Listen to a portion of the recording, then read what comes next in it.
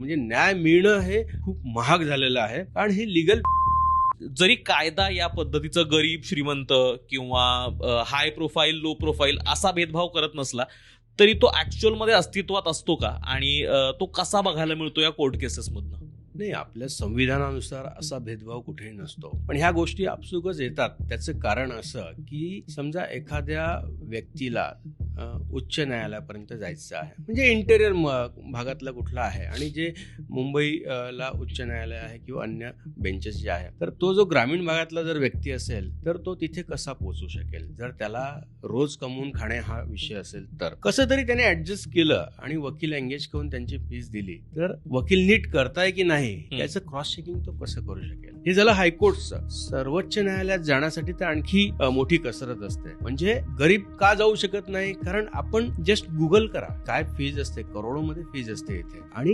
दिल्लीमध्ये सर्वोच्च न्यायालय, कुठला तरी एक महाराष्ट्राचा किंवा साऊथचा कुठलाही व्यक्ती असेल त्याला जायचं असेल तर किती मोठं ते विषय आहे. त्यामुळे ही जी फील्ड आहे, म्हणजे जस्टिसच्या ऐवजी लॉ फील्ड हे झालेलं आहे. म्हणजे न्याय मिळणं हे खूप महाग झालेलं आहे. कारण हे लिगल फील्ड म्हणून हे सगळं चालू आहे.